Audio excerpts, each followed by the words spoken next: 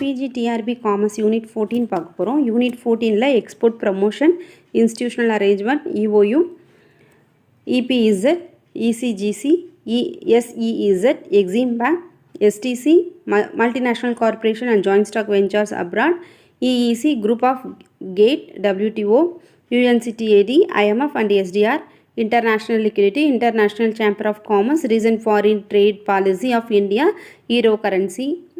இந்த டாபிக்ஸ்லாம் 14 யூனிட்டில் பார்த்துட்டு அந்த டாபிக்ஸ்லேருந்து பிஜிடிஆர்பிலேருந்து ப்ரீவியஸாக இந்த டாப்பிக்லேருந்து என்னெல்லாம் கொஷின் கேட்டிருக்காங்களோ அதையும் பார்க்க போகிறோம். இந்த யூனிட் கொஞ்சம் பெரிய யூனிட் அப்படின்றதுனால பார்ட் 1ல் நம்ம ஐஎம்எஃப் வர பார்த்துட்டு எஸ்டிஆர்லேருந்து அடுத்து ப்ரீவியஸ் இயர் கொஷின்ஸை நெக்ஸ்ட் பார்ட் 2 வீடியோவாக பார்க்கலாம். ஃபஸ்ட்டு எக்ஸ்போர்ட் அப்படின்றது என்னென்னா, exports are the sale of goods and service from one country to another country to earn money earn பண்ணுறதுக்காக நம்ம என்ன பண்ணுறாங்க, ஒரு கண்ட்ரிலேருந்து இன்னொரு கண்ட்ரிக்கு குட்ஸையோ சர்வீஸையோ எக்ஸ்போர்ட் பண்ணுறாங்க. அது மூலமாக என்ன வருது, கண்ட்ரியோட இன்கமும் டெவலப் ஆகுது. யார் அந்த எக்ஸ்போர்ட் பண்ணுறாங்களோ அவங்களோட இன்கமும் டெவலப் ஆகுது. அதுக்காக இந்த எக்ஸ்போர்ட் பண்ணியிருக்கோம். அப்போ இந்த எக்ஸ்போர்ட் ப்ரமோஷன் அப்படின்றது என்னென்னா, கண்ட்ரிஸ்குள்ளே பண்ணுற எக்ஸ்போர்ட் ப்ரொமோட் பண்ணுறதுக்காக, சப்போர்ட் பண்ணுறதுக்கு, எக்ஸ்போர்ட்டர்ஸ்க்கு கைடன்ஸ் அண்ட் அசிஸ்டன்ட் பண்ணுறதுக்காக உருவான ஒரு அத்தாரிட்டியான ஒரு கவுன்சில் தான் இந்த எக்ஸ்போர்ட் ப்ரமோஷன் கவுன்சில். இந்த எக்ஸ்போர்ட் ப்ரமோஷன் கவுன்சிலை ஒவ்வொரு நேஷ்னலும் அவங்களோட கவர்மெண்ட் செட்டப் தகுந்த மாதிரி அவங்களோட சர்வீஸை எக்ஸ்போர்ட்டருக்கு ப்ரொவைட் பண்ணுறாங்க. எக்ஸ்போர்ட்டோட கான்செப்ட் என்ன அப்படின்னா, எக்ஸ்போர்ட்டருக்கு சப்போர்ட் பண்ணுறதுக்கு எல்லா நேஷ்னல் கவர்மெண்ட்டும் ஒரு இன்ஸ்டிடியூஷனல் செட்டப் ஏற்படுத்தியிருக்காங்க. And its promote awareness other countries market people their wants. அதெல்லாம் அதர் கண்ட்ரியில் பீப்புளுக்கு என்னெல்லாம் வாண்ட்ஸ் இருக்குது, அவங்களோட அதுக்குரிய அவேர்னஸை க்ரியேட் பண்ணுறதுக்காகவும் இந்த செட்டப் உருவாக்கியிருக்காங்க. இன்டர்நேஷ்னலாக என்னெல்லாம் ஆப்பர்ச்சுனிட்டிஸ் இருக்குது அப்படின்றதுக்கும், ஃபஸ்ட் டைம் எக்ஸ்போர்ட்டராக இருந்தாங்க அப்படின்னா அந்த ஃபஸ்ட் டைம் எக்ஸ்போர்ட்டருக்கு அவங்களோட எக்ஸ்போர்ட் பாலிசியாக, ப்ரொசீஜர்ஸ், டாக்குமெண்டேஷன் பற்றின அசிஸ்டன்ஸ் இதெல்லாம் பண்ணுறதுக்கும் இந்த ப்ரொமோஷன் மூலமாக ஹெல்ப் பண்ணுறாங்க. இன்டர்நேஷ்னல் மார்க்கெட் ஆப்ரேஷனில் இம்ப்ரூவ் பண்ணுறதுக்காக, ரீசன்ட் ட்ரெண்ட்ஸை தெரிஞ்சுக்கிறதுக்காகவும் அந்த பையர்ஸ் அண்ட் செல்லர்ஸ்குள்ளே ஒரு ப்ரொமோஷன் ப்ரோக்ராம் செட் பண்ணி அவங்களுக்குள்ள ஒரு மீட்டிங் எடுக்கிற மாதிரி ஒன்று எக்ஸ்போர்ட் ப்ரொமோஷன் ஆக்ஷன்ஸும் இந்த கவுன்சில் மூலமாக கவர்மெண்ட்லேருந்து ஆர்கனைஸ் பண்ணி தர்றாங்க. நெக்ஸ்ட்டு இந்தியாவில் எக்ஸ்போர்ட் ப்ரொமோஷன் பண்ணுறதுக்காகவும் கைடன்ஸ் அண்ட் அசிஸ்டன்ஸ் எக்ஸ்போர்ட்டர்ஸ்க்கு கொடுக்கறதுக்காக ஒரு செட்டப் பண்ணியிருக்காங்க. அந்த செட்டப்பில் என்ன அப்படின்னா, ஒரு 6 டிஃப்ரெண்ட் டயர்ஸாக அதை டிவைட் பண்ணியிருக்காங்க. என்னெல்லாம் அப்படின்னா, department of commerce, advisory bodies, commodity organisation, service organisation, government trading organisation, state export promotion ஏஜென்சின்னு சொல்லிட்டு எக்ஸ்போர்ட் ப்ரமோஷனுக்காக இந்தியாவில் செட்டப் பண்ண இன்ஸ்டிடியூஷனல் செட்டப்ஸ் தான் இந்த செட்டப்ஸ்லாம். இந்த டயர்ஸ் மூலமாக ஒரு எக்ஸ்போர்ட்டருக்கு என்ன மாதிரியான அசிஸ்டன்ஸ் தேவைப்படுது, என்ன மாதிரி கைடன்ஸ் தேவைப்படுது அப்படின்றத ப்ரொவைட் பண்ணுறாங்க. இந்தியன் ட்ரேட் ப்ரமோஷன் ஆர்கனைசேஷன் 1992ல் TFAI, trade fair authority of India, and TADI, trade development authority of India, இது ரெண்டையும் மர்ஜ் பண்ணி இந்தியன் ட்ரேட் ப்ரமோஷன் ஆர்கனைசேஷன் சொல்லி செட்டப் பண்ணாங்க. இது அஸ் யூஷுவல் என்னதுக்காக அப்படின்னா, எக்ஸ்போர்ட் அண்ட் இம்போர்ட்டை ப்ரமோட் பண்ணுறதுக்கு, அந்த டெக்னாலஜியை அப்ராடுக்குள்ளே ட்ரான்ஸ்ஃபர் பண்ணிக்கிறதுக்காக, அவங்களுக்குள்ள எதுவும் ஒரு டிசிமினேட் ஒரு கம்பைல் இருந்துச்சு அப்படின்னா அதோட ரிலேட்டட் இன்ஃபர்மேஷன்ஸ் கொடுக்கறதுக்காக இந்த செட்டப்ஸ் உருவாக்குனாங்க.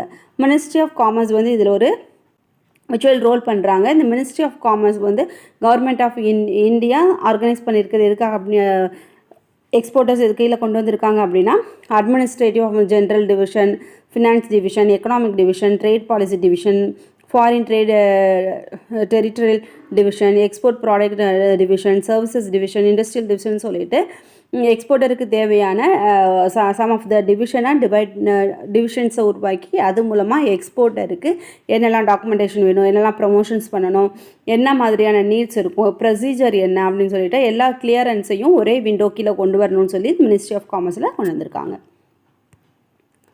Next autonomous body. அட்டானமஸ் பாடியுமே இதில் ஒரு விஷுவல் ரோல் பண்ணுறாங்க. அவங்களும் commodity boards, export inspection council, Indian institute of foreign trade, Indian institute of packaging, export promotion council, federation of Indian export organisation, Indian council of attribution, marine products export development authority, Indian trade promotion organisation சொல்லிட்டு இத்தனை autonomous பாடியுமே Indian கவர்மெண்ட்லேருந்து create பண்ணியிருக்காங்க. எதுக்காக அப்படின்னா எக்ஸ்போர்ட்டை control பண்ணுறதுக்கும் promote பண்ணுறதுக்கும் அதில் உள்ள பேரியர்ஸை ரெக்டிஃபை பண்ணுறதுக்காகவும். இதுலேயும் கொஞ்சம் சபார்டினேட் ஆஃபீஸஸ் இருக்கும். DGFT, direct general of foreign trade, directorate general of or commercial intelligence and statistics, office of development commissioners, FIS, Z, EPZ சொல்லிட்டு நிறைய ஆர்கனைசேஷனை செட்டப் பண்ணியிருக்காங்க. அதில் நமக்கு சிலபஸில் கவர் ஆகிறதெல்லாம் பார்க்கலாம். இபிஇசட் அப்படின்றது என்னென்னா எக்ஸ்போர்ட் ப்ராசஸிங் ஜோன். இதை ஏற்றுமதி செயலாக்க மண்டலம் அப்படின்னு சொல்லி தமிழில் சொல்லுவாங்க. எதுக்காக இது அப்படின்னா டெவலப்பிங் கண்ட்ரீஸ்குள்ளே எக்ஸ்போர்ட் ப்ரொமோட் பண்ணுறதுக்காக, ஃபாரின் இன்வெஸ்ட்மெண்ட் இன்க்ரீஸ் பண்ணுறதுக்காகவும் இவங்க என்ன பண்ணுறாங்க, இன்சென்டிவ் ஆஃபர் பண்ணுறாங்க. அண்ட் பேரியர்ஸ் ஃப்ரீ என்விரான்மெண்ட்டையும் ஏற்படுத்தி தர்றாங்க. இது மூலமாக என்ன ஆகுது அப்படின்னா எக்ஸ்போர்ட் பண்ணுறவங்களுக்கு அவங்களுக்குள்ள பேரியர்ஸ் ஃப்ரீ அப்படின்றப்ப, இன்சென்டிவ் ஆஃபர் பண்ணுறப்ப அவங்களுக்கு அந்த எக்ஸ்போர்ட் ப்ரொமோட் பண்ண முடியுது. அவங்களால ஃபாரின் எக்ஸ்சேஞ்சை அதிகமாக ஏர்ன் பண்ண முடியும். அவங்க என்ன பண்ணலாம், எம்ப்ளாய்மெண்ட் ஆப்பர்ச்சுனிட்டியும் இது மூலமாக க்ரியேட் ஆகுது. அவங்க மோஸ்ட்லி இந்த இபிஇசட் எங்கே இருக்கும் அப்படின்னா சீ போர்ட்ஸ், ஏர்போர்ட்ஸ் பக்கத்தில் இதோட ஆர்கனைசேஷன் இருக்கிற மாதிரி இருக்கும். நெக்ஸ்ட் எக்ஸ்போர்ட் ஓரியன்ட் யூனிட், ஏற்றுமதி சார்ந்த பிரிவு.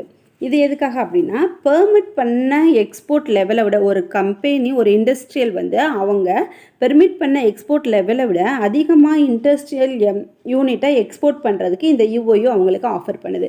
இதோட சாலியன்ட் ஃபீச்சர்ஸ் என்னென்னா ரெஸ்ட்ரிக்ட் பண்ண ஐட்டத்தை தவிர இம்போர்ட்டுக்கு லைசன்ஸ் ரெக்யூர்மெண்ட் கிடையாது. டொமஸ்டிக் மார்க்கெட்டில் வாங்குகிற raw materials, packing materials, goods இதுக்கெல்லாம் எக்ஸஸ் டியூட்டி கிடையாது இஓயூவில். தென் எஸ்இஇசட் அப்படின்றது என்னதுன்னா special economic zone. Special economic zone அப்படின்றது சிறப்பு பொருளாதார மண்டலம் தமிழில் சொல்லுவோம். இது எதுக்காக க்ரியேட் பண்ணாங்க அப்படின்னா ரேபிட் எக்கனாமிக் க்ரோத்துக்காகவும், இன்க்ரீஸ் ஃபாரின் இன்வெஸ்ட்மெண்ட்டுக்காகவும், ஒரு டேக்ஸ் லிவரேஜிங் பண்ணுறதுக்காக க்ரியேட் பண்ணாங்க. இதோட அப்ஜெக்டிவ்ஸ் என்ன அப்படின்னா டொமஸ்டிக் ப்ராடக்ட்டுக்கு டியூட்டி ஃப்ரீ இதில் இம்போர்ட் பண்ணுறவங்களுக்கு பண்ணித்தர்றாங்க. ஃபஸ்ட்டு 5 இயர்ஸ்க்கு under income tax act 10AA section மூலமாக டேக்ஸ் எக்ஸம்ஷன் பண்ணுறாங்க ஃப்ரம் சென்ட்ரல் அண்ட் ஸ்டேட் கவர்மெண்ட்டை இருக்கிறவங்களுக்கு. இதுலேயும் சர்வீஸ் டேக்ஸ் எக்ஸாம் பண்ணுறாங்க. அது போக ஸ்டேட் அண்டு சென்ட்ரல் லெவலில் இருக்கிற கிளியரன்ஸை சிங்கிள் விண்டோவில் அந்த எக்ஸ்போர்ட்டர்ஸ்க்கு பண்ணித்தர்றாங்க எஸ்இஇசட் மூலமாக. எஸ்இஇசட் அப்படின்றது ஸ்பெஷல் எக்கனாமிக் ஜோன். இது 2001 ஒரு எக்கனாமிக் பாலிசி, எக்ஸிம் பாலிசி நம்ம இன்ட்ரடியூஸ் பண்ணும்போது இந்த ஸ்பெஷல் எக்கனாமிக் ஜோன் நம்ம இந்தியாவில் ஒரு ஸ்பெஷலைஸ் பிளேஸை பிடிக்கும் அப்படின்னு சொல்லியிருந்தாங்க. அதை பேஸ் பண்ணி அதுக்குரிய அப்ஜெக்டிவ்ஸை ஃப்ரேம் பண்ணாங்க. Then what is ECGC? ECGC அப்படின்றது என்னென்னா export credit guarantee corporation of India. இது எதுக்காக அப்படின்னா இன்சூரன்ஸ் ஃப்ரேம் கவர் பண்ணுறதுக்காக இதை ஃபஸ்ட்டு கொண்டு வந்தாங்க. இது 30th July 1957 government of India establish பண்ணாங்க. It's controlled by ministry of commerce and industry government of India. இது மூலமாக என்ன பண்ணுறாங்க, இசிஜிசியை கண்ட்ரோல் பண்ணுறாங்க. It's manage by board of directors மூலமாக இதை மேனேஜ் பண்ணுறாங்க. அந்த போர்ட் ஆஃப் டைரக்டர்ஸை யாரெல்லாம் ரெப்ரசன்ட் பண்ணுவாங்க அப்படின்னா ஆர்பிஐ, பேங்கிங், அப்புறம் insurance and exporting community, government சைட்லேருந்து இதோட போர்ட் ஆஃப் மெம்பர்ஸை ரெப்ரசன்ட் பண்ணுறாங்க. இது எக்ஸ்போர்ட்டருக்கு என்ன மாதிரி ஹெல்ப் பண்ணும் அப்படின்னா இன்சூரன்ஸ் ஆஃபர் பண்ணுவாங்க அவங்களோட ப்ரொடக்ஷன்ஸ்க்காக. அந்த குட்ஸோட ப்ரொடக்ஷன்ஸ், பேமெண்ட் ரிஸ்க்கு, இந்த மாதிரி ரிஸ்க்கெல்லாம் ஓவர் கம் பண்ணுறதுக்காக இன்சூரன்ஸ் ப்ரொடக்ட் பண்ணுவாங்க. அடுத்து provides guidelines in export related ஆக்டிவிட்டீஸ்க்கு கைடன்ஸ் கொடுக்குறது, அவங்களுக்குரிய இன்ஃபர்மேஷன்ஸை கேதர் பண்ணி தர்றது, அவங்களோட கிரெடிட் ரேட்டிங் என்ன மாதிரி இருக்குது, டிஃப்ரெண்ட் கண்ட்ரியோட கிரெடிட் ரேட்டிங் நம்ம கண்ட்ரியில் எப்படி இருக்குது, அதர் கண்ட்ரியில் எப்படி இருக்குதுன்னு சொல்லிட்டோம் அவங்களுக்குரிய அந்த இன்ஃபர்மேஷன்ஸை தருவாங்க. அப்புறம் அவங்களோட பேர்டப்ஸ் எதுவும் இருந்துச்சு அப்படின்னா, எக்ஸ்போர்ட்டருக்கு அதர் கண்ட்ரியில் பேர்டப்ஸ் இருந்துச்சுன்னா அதை ரெக்கவர் பண்ணுறதுக்குரிய சொல்யூஷன்ஸ், அதை எப்படி ரெக்கவர் பண்ணலாம் அப்படின்ற ஐடியாஸ் அண்டு ப்ரொமோஷன்ஸ் பண்ணி தருவாங்க. அப்புறம் அவங்களுக்குரிய கிரெடிட் ஒர்த்தினஸ், ஓவர்சீஸ் பையர்ஸோட கிரெடிட் ஒர்த்தினஸ் எப்படி இருக்குது அப்படின்றதையும் இன்ஃபர்மேஷனையும் இசிஜிசி மூலமாக எக்ஸ்போர்ட்டருக்கு பண்ணி தருவாங்க.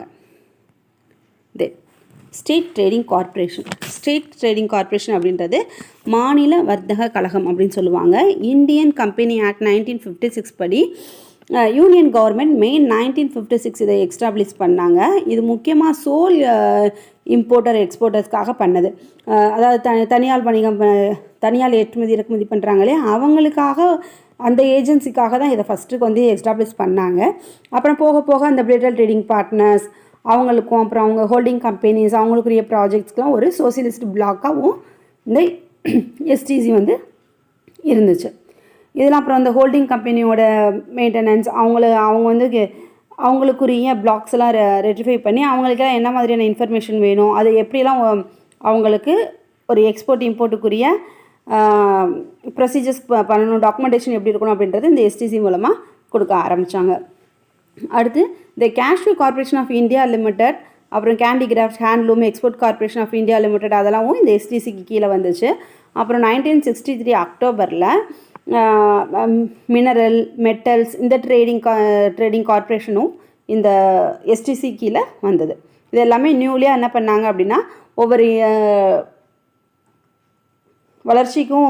வளர்ச்சியும் வர வர இந்த ஒவ்வொரு செட்டப்ஸும் எஸ்டிசிக்கு கீழே கொண்டு வர ஆரம்பித்தாங்க. அடுத்து multinational corporation and joint venture அப்ராட்ஸ்.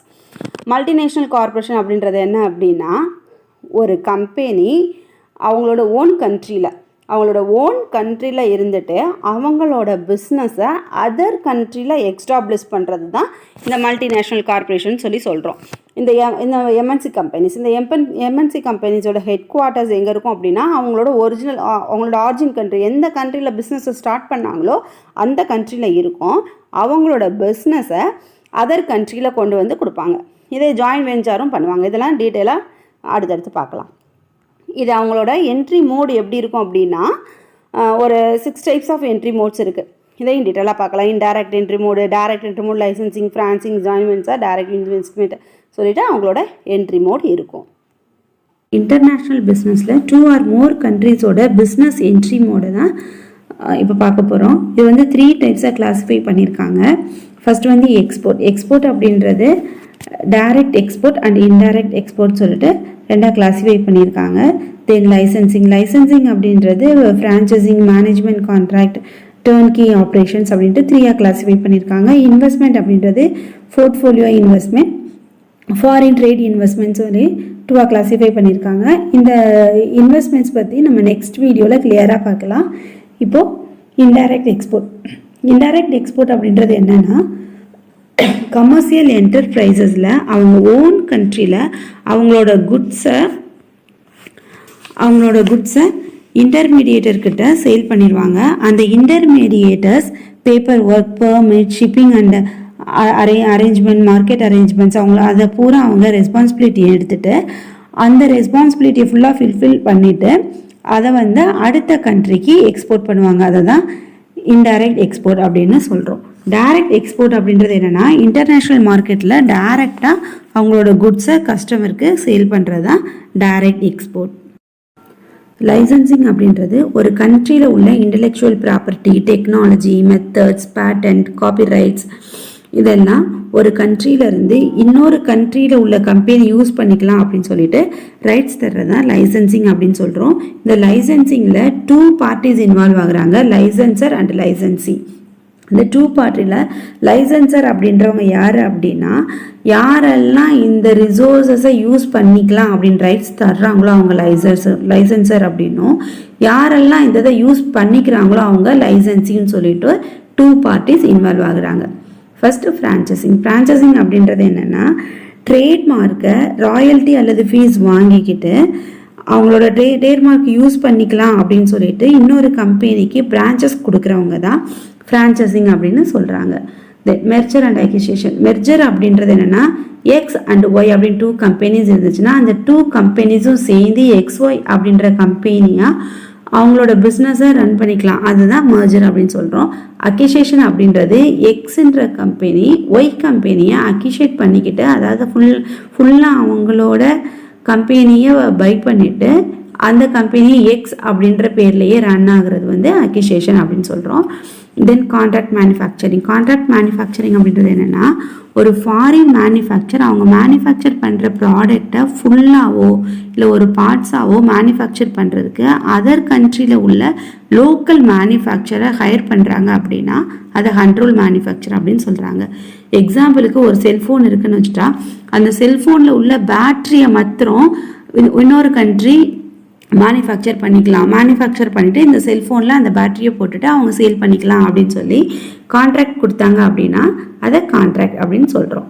Then டர்ன்கீ project அப்படின்றது என்ன அப்படின்னா, ஃபுல்லாக அவங்களோட ப்ராஜெக்டை பையருக்கு சோல்வ் பண்ணிடுறது. ஃபார் எக்ஸாம்பிள் ஒரு ஹோட்டல் ஃபாரின் கம்பெனி ஒரு ஹோட்டலை நம்ம இந்தியாவில் ஸ்டார்ட் பண்ணுறாங்க அப்படின்னா அந்த ஹோட்டலுக்கு உள்ள இன்ஸ்ட்ருமெண்ட்ஸ் எக்யூப்மெண்ட்ஸ் என்னெல்லாம் திங்ஸ் தேவைப்படுதோ அதை ஃபுல்லாக வாங்கி அரேஞ்ச் பண்ணி கொடுத்துருங்க அப்படின்னு சொல்லிட்டு அந்த கம்ப்ளீட் ப்ராஜெக்டை கொடுத்தாங்க அப்படின்னா அதை டர்ன்கீ ப்ராஜெக்ட் அப்படின்னு சொல்லி சொல்கிறோம்.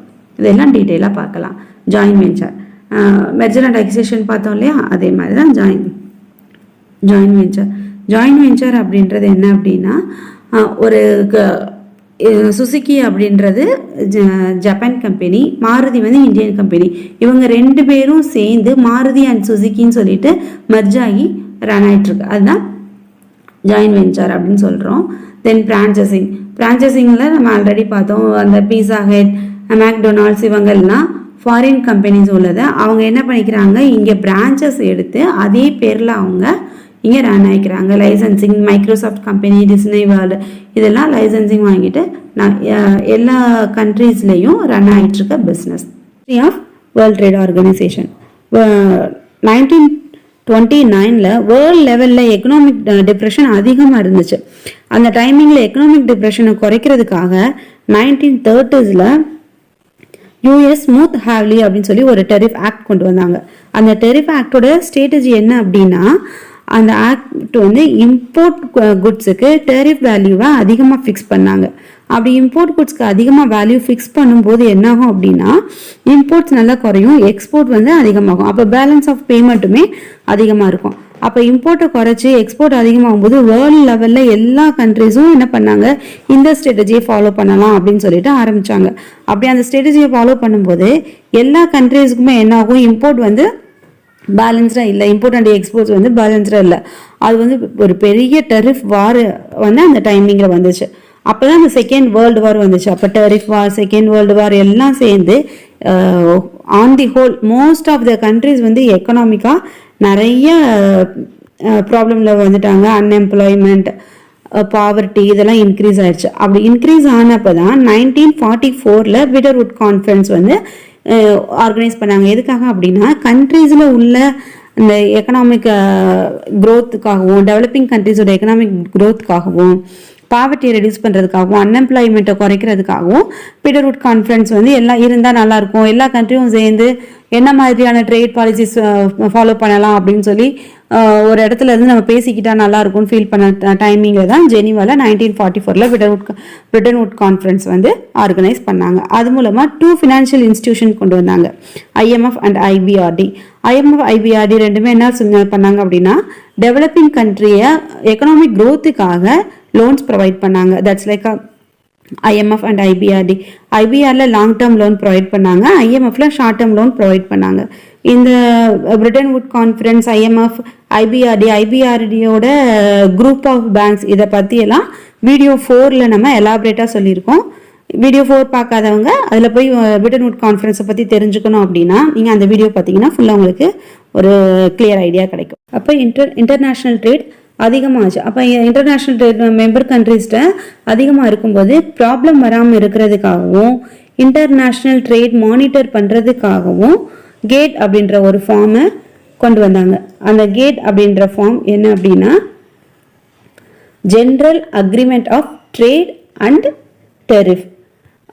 இந்த ட்ரேட் அண்ட் டெரிஃப் ஒரு 47 இயர்ஸ் இருந்துச்சு. இதில் உள்ள ட்ராபேக்ஸை போகிறதுக்காக இந்த கேட்டே WTOன்னு சொல்லிட்டு ரீப்ளேஸ் பண்ணாங்க. ஃபஸ்ட்டு கேட் பற்றி பார்த்துருவோம்.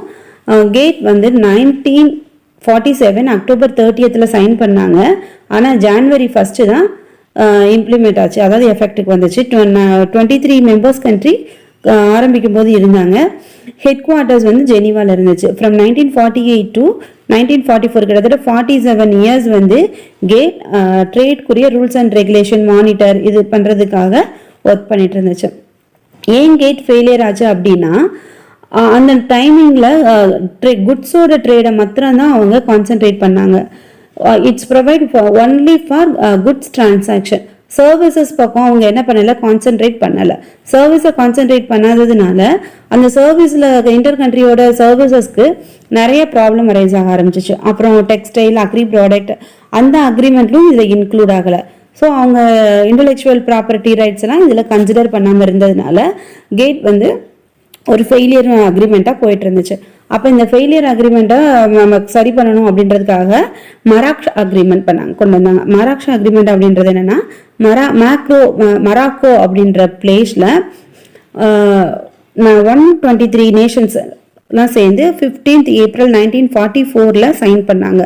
உர்கியூ ரவுண்ட் அப்படின்னு சொல்லுவாங்க. உர்கியூ ரவுண்ட் அப்படின்றது உர்கியூன்ற பிளேஸில் 8 இயர்ஸ் கான்ஃபரன்ஸ் நடந்துச்சு. அந்த கான்ஃபரன்ஸில் தான் 1995 1 ஜனவரி வேர்ல்டு ட்ரேட் ஆர்கனைசேஷனை அஃபிஷியலாக கொண்டு வந்தாங்க. எதுக்கு பதிலாக, கேட்டுக்கு பதிலாக, general agreement on trade and டெரிஃபுக்கு பதிலாக WTOவை பிளேஸ் பண்ணாங்க. WTOவில் intellectual property rights, service, goods trade எல்லாத்தையுமே ரெகுலேட் பண்ணுறதுக்கான ரூல்ஸ் அண்ட் ரெகுலேஷன்ஸை ஃபார்ம் பண்ணி கொண்டு வந்தாங்க. அதனால இன்டர் கவர்மெண்ட் ட்ரேடுக்கு வந்து அக்ரிமெண்ட் மூலமாக டிஸ்ட்ரிபியூட்ஸ் ஏதாவது இருந்துச்சுன்னா அதுக்கு ஒரு resolution process, negotiating frame work இதெல்லாம் ப்ரொவைட் பண்ணாங்க. வேர்ல்ட் ட்ரேட் ஆர்கனைசேஷனோட லொக்கேஷன் ஜெனீவாவில் சுவிட்சர்லாண்டில் இருக்குது. ஜனவரி 95 எஸ்டாப்ளிஷ் பண்ணாங்க. 164 மெம்பர் வந்து இப்போ ரெப்ரசென்ட் இருக்காங்க. 119 மில்லியன் ஸ்விஸ் பிரான்ச்சஸ் இருக்குது 2019 வரைக்கும். இப்போ எவ்வளோ இன்க்ரீஸ் ஆகிருக்கு தெரியல, இப்போ 20 ஆயிடுச்சு. 625 ஸ்டாஃப்ஸ் வரை இருக்காங்க. அவரோட ஹெட் வந்து ராபர்ட் ஆசகடோ, இவர் தான். ஆல்ரெடி பார்த்துட்டோம். WTO அப்படின்றது 1995 கேட்டுக்கு ரீப்ளேஸாக கொண்டு வந்தாங்க. என்ன பண்ணாங்க அப்படின்னா, இன்டர் கவர்மெண்ட் எல்லாம் சேர்ந்து அந்த மெம்பர் கண்ட்ரி சைன் பண்ணி ட்ரேடை வந்து ரெகுலேட் பண்ணுறதுக்கு, மானிட்டர் பண்ணுறதுக்கு, ரூல்ஸ் ஃப்ரேம் பண்ணுறதுக்காக, அக்ரிமெண்ட் சைன் பண்ணுறதுக்கெல்லாம் வேர்ல்ட் ட்ரேட் ஆர்கனைசேஷனில் ஒரு பிளாட்ஃபார்மாக இருந்துச்சு. இது structure of organization. World trade organization structure. Ministerial conference வந்து ஹெட்டாக இருப்பாங்க. அவங்களுக்கு எல்லாம் distribute settlement body, general council, trade policy review body இருப்பாங்க. ஜென்ரல் கவுன்சில் கீழே goods council, service council, trips, trade negotiable committee இவங்கெல்லாம் இருப்பாங்க. எவ்ரி 2 years ஒன்ஸ் வந்து இவங்களுக்கு மீட்டிங் நடக்கும்.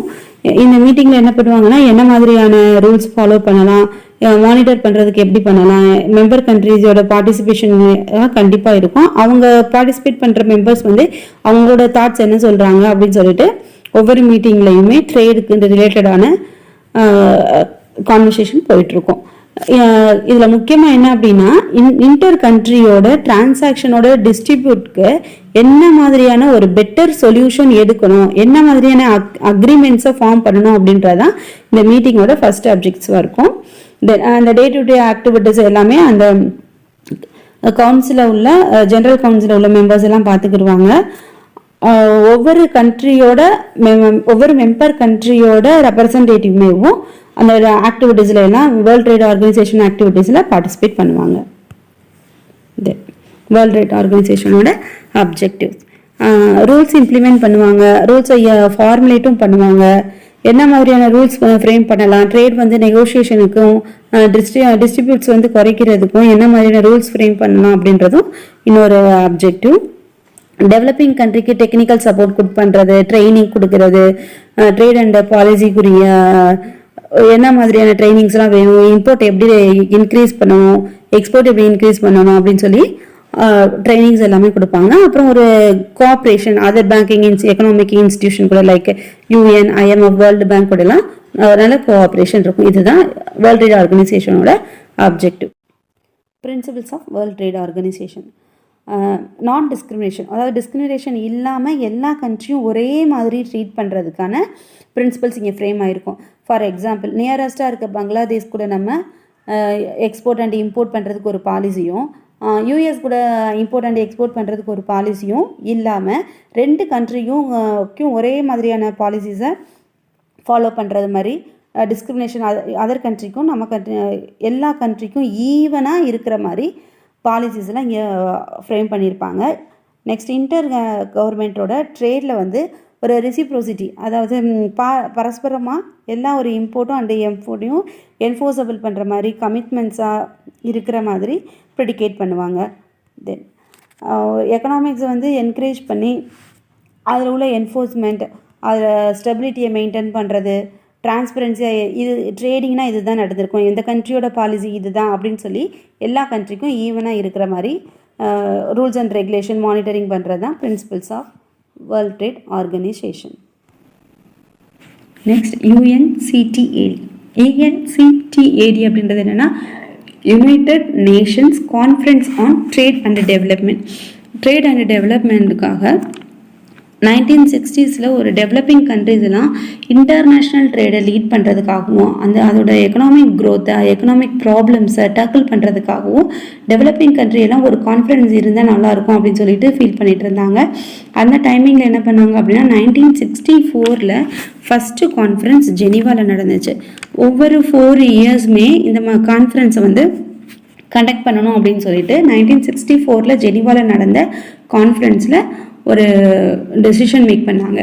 அது மூலமாக என்ன பண்ணுறாங்க அப்படின்னா ஒவ்வொரு 4 வருஷத்துக்கும் கான்ஃபரன்ஸ் நடக்குது. இந்த கான்ஃபரன்ஸில் வந்து கண்டிப்பாக நடக்கணும், இந்த மாதிரியான டிசிஷன்லாம் எடுக்கணும் அப்படின்றவருக்காக இந்த கான்ஃபரன்ஸை இன்ஸ்டிடியூஷன் பண்ணாங்க. இன்டர் கவர்மெண்டல் பாடிஸ் மீட்டிங்க்கும் பெர்மனன்ட் பிளேஸ் லாஜிஸ்டிக் சப்போர்ட்டுக்காகவும் UNCTAவை ஒரு இன்ஸ்டிடியூஷனலைஸ்ட் அப்படின்னு சொல்லிட்டு ஃபார்ம் பண்ணி வச்சாங்க. கான்ஃபரன்ஸில் கரண்ட்டாக இருக்கிற ப்ராப்ளம்ஸ், என்ன மாதிரியான ட்ரேட் யூஸ் பண்ணலாம், trade and development issues, policy operation, global price formulate பண்ணுறதுக்காக ஹையஸ்ட் டிசிஷனை UNCTAD பாடி மேக் பண்ணுறாங்க.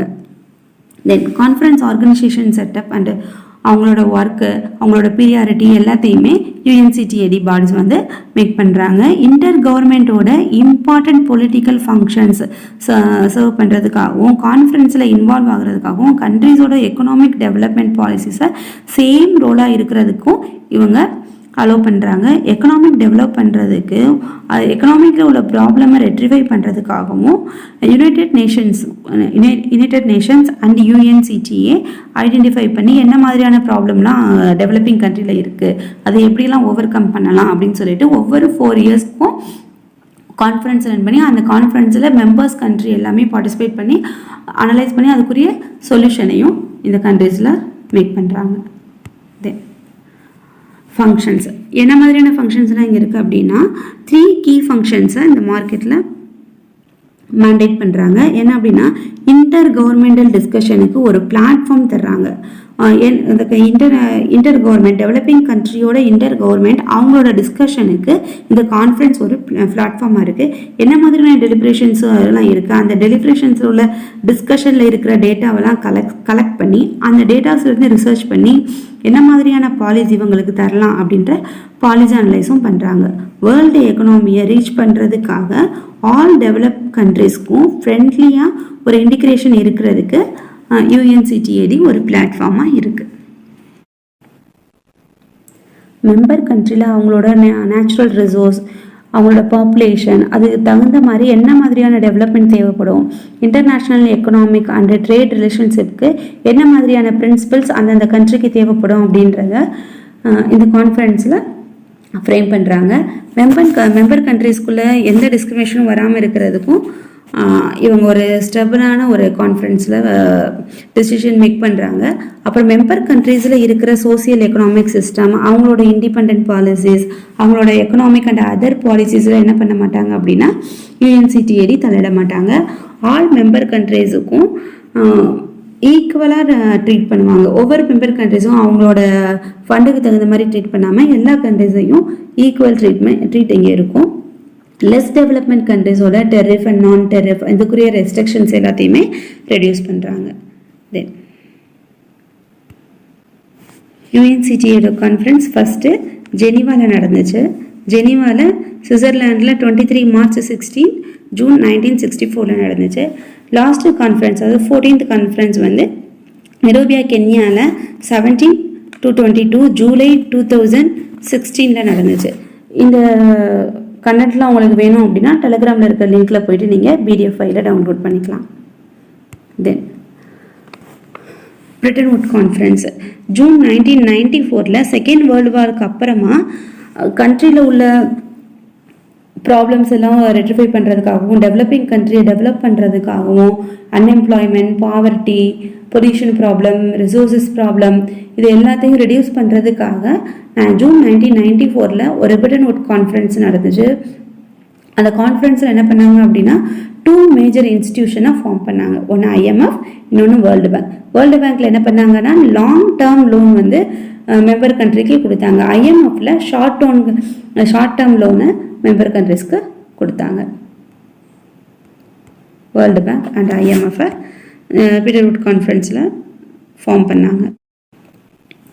பிரிட்டன் வுட் கான்ஃபரன்ஸில் கொண்டு வந்த ஃபினான்ஷியல் இன்ஸ்டிடியூஷன் IMF அப்படின்றது international monetary fund. International monetary fund எதுக்காக கொண்டு வந்தாங்க அப்படின்னா 1930s அந்த செகண்ட் வேர்ல்டு வார் அப்போ நடந்த அந்த கொலாப்ஸ், கரன்சியோட கொலாப்ஸு, கண்ட்ரியோட டிசபிலிட்டி, கண்ட்ரியோடைய அன்எம்ப்ளாய்மெண்ட் இதெல்லாம் ரெக்டிஃபை பண்ணுறதுக்காக ஒரு ஷார்ட் டேர்ம் லோன் கொடுக்கணும் அப்படின்றதுக்காக 1944 IMF எஸ்டாப்ளிஷ் பண்ணாங்க. IMF மூலமாக ஒரு கரன்சி எக்ஸ்சேஞ்சுக்காக நேஷ்னல் கண்ட்ரிஸ்க்கு ஹெல்ப் பண்ணுறது, அவங்களோட பேலன்ஸ் ஆஃப் பேமெண்ட்ஸ் ப்ராப்ளமை ஷார்ட் டேர்மாக லோன் கொடுத்து ரெக்டிஃபை பண்ணுறதுக்காகவும் IMF கொண்டு வந்தாங்க. IMF வந்து ஹெட் குவார்ட்டர்ஸ் வாஷிங்டன் டிசியில் இருக்குது. ரீஜியன் வந்து வேர்ல்டு வைடாக இருக்குது, எல்லா கண்ட்ரீஸ்லையும் இருக்குது. மெம்பர்ஷிப் வந்து 1989 கண்ட்ரிஸ் மெம்பர்ஷிப் கண்ட்ரியாக இருக்காங்க. Official language English. Managing director first வந்து கிருஷ்ணலா ஜெரோயா இருந்தாங்க. சீஃப் எக்கனாமிஸ்ட் வந்து கீதா கோபிநாத். மெயின் ஆர்கன் வந்து போர்ட் ஆஃப் கவர்னர்ஸ் தான் மெயின் ஆர்கனாக இருக்காங்க. பேரண்ட் ஆர்கனைசேஷன் வந்து யுனைடெட் நேஷன்ஸ் ஐக்கிய நாடுகள் சபை, அதான் IMFோட இருக்கு. சரி, IMFக்கு எங்கேருந்து அமௌண்ட் வருது அப்படின்னா அவங்க கோட்டாஸை வந்து சப்ஸ்கிரைப் பண்ணுறது மூலமாக IMFக்கு அமௌண்ட் ரைஸ் ஆகுது. அதாவது மெம்பர் கண்ட்ரிஸ் வந்து IMFல ஜாயின் பண்ணும்போது ஃபண்ட் சப்ஸ்கிரைப் பண்ணணும். அப்படி அவங்க ஃபண்ட் சப்ஸ்கிரைப் பண்ணுறது பார்ஷியலி கோல்டாகவும் பார்ஷியலி கண்ட்ரிஸோட ஓன் கரன்சியாகவும் அவங்களோட கோட்டாவை IMFல சப்ஸ்கிரைப் பண்ணி வைக்கணும். வேரியஸ் கவர்மெண்ட் அண்ட் பேங்க்லேயும் பாரோ பண்ணிக்கிறாங்க அவங்களோட ஃபண்டுக்காக, IMF ஃபண்டுக்காக. தென் ஆர்கனைசேஷன் எப்படி இருக்கும் அப்படின்னா international monetary and financial committee, board of governors, joint IMF world bank development committees. IMFும் வேர்ல்டு பேங்க்கும் ஜாயிண்ட் கமிட்டியாக தான் இருக்கும். அந்த கமிட்டிக்கு கீழே எக்ஸிக்யூட்டிவ் போர்டு மெம்பர்ஸ் இருப்பாங்க.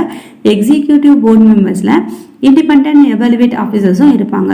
Like president, vice president, office staffs இந்த மாதிரியான மெம்பர்ஸ் எல்லாமே. தென் எக்ஸிக்யூட்டிவ் போர்டுக்கு கீழே மேனேஜிங் டைரக்டர், அப்புறம் ஸ்டாஃப்ஸ் எல்லாம் இருப்பாங்க. இந்த போர்ட் ஆஃப் கவர்னர் தான் ஃபஸ்ட் இருப்பாங்க. போர்ட் ஆஃப் கவர்னர் அப்படின்றது என்ன அப்படின்னா ஈச் மெம்பர் கண்ட்ரிலையும் ஒரு கவர்னரை அலோகேட் பண்ணுவாங்க.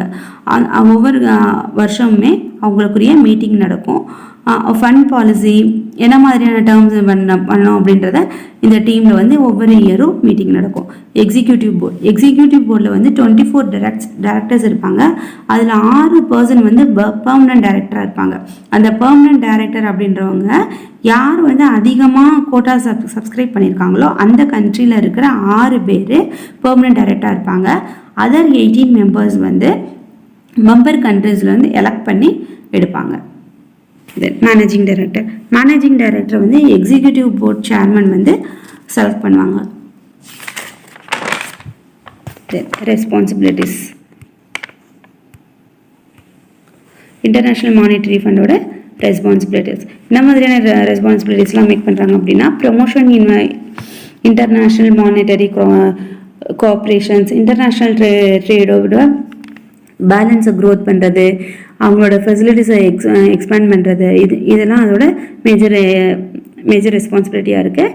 தென் எக்ஸ்சேஞ்ச் வந்து ஸ்டெபிலிட்டியாக ப்ரொமோட் பண்ணுறதுக்கும் multilaterals system of payment establish பண்ணுறதுக்காகவும் balance of payments difficults balance of பேமெண்ட்டில் இருக்க டிஃபிகல்ட்ஸ்க்கு ரிசோர்ஸ் மேக் பண்ணி அந்த பேலன்ஸ் ஆஃப் பேமெண்ட் உள்ள டிஃபிகல்ட்ஸை குறைக்கிறதுக்காக தான் ஐஎம்எஃப் என்ன பண்ணுறாங்கன்னா ஒவ்வொரு கண்ட்ரிக்கும் அந்த ஷார்ட் டேர்ம் லோன் வந்து ப்ரொவைட் பண்ணுறாங்க. இதெல்லாம் ஐஎம்எஃபோட ரெஸ்பான்சிபிலிட்டிஸ்.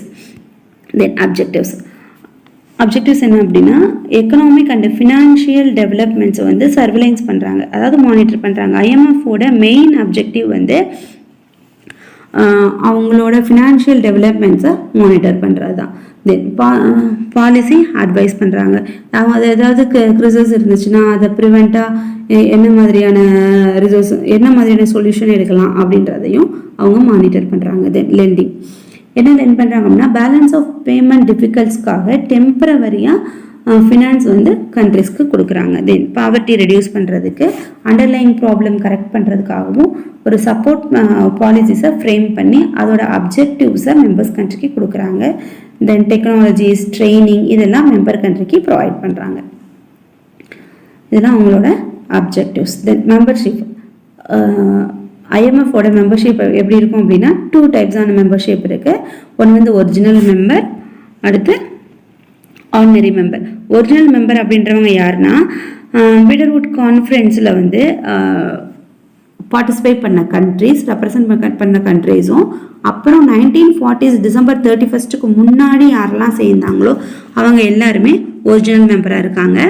ஆர்டினரி மெம்பர் அப்படின்றவங்க அதுக்கப்புறம் வந்து வேர்ல்டு பேங்க்லேயும் ஐஎம்எஃப்லேயும் சேர்ந்தவங்க ஆர்டினரி மெம்பர் அப்படின்னு சொல்கிறாங்க. நம்ம இந்தியா வந்து ஒரு பாசிட்டிவ் ரிலேஷன்ஷிப் ஐஎம்எஃபோட இருக்குது. நம்ம இந்தியா அந்த பீட்டர்வுட் கான்ஃபரன்ஸ்லேயே பார்ட்டிசிபேட் பண்ணி ரெப்ரசன்ட் பண்ணதுனால நம்ம அதில் ஒரு ஸ்டெபிளான ஒரு கண்ட்ரியாக தான் இருக்கிறோம். அதாவது ஒரிஜினல் மெம்பராக தான் நம்ம கண்ட்ரி இருக்குது. இன் 1999 ஏஷியன் கண்ட்ரீஸில் ஃபினான்சியல் கிரைசிஸ் வந்தப்போ ஐஎம்எஃப் இந்தியாவுக்கு எக்கனாமியை டெவலப் பண்ணுறதுக்காக ஹெல்ப்ஃபுல்லாக இருந்தாங்க. நிறைய லோன்ஸ் வந்து ப்ரொவைட். இப்போ பார்ட் 1 பார்த்துட்டோம். பார்ட் 2ல் SDR international liquidity, international chapter of commerce, recent foreign trade policy of India, euro currency பார்த்துட்டு இந்த 14 யூனிட்லேருந்து என்னெல்லாம் பிஜிடிஆர்பில் ப்ரீவியஸ் இயர் கொஸ்டின் கேட்டாங்களோ அதையும் பார்க்கலாம். தேங்க்யூ ஃபார் வாட்சிங்.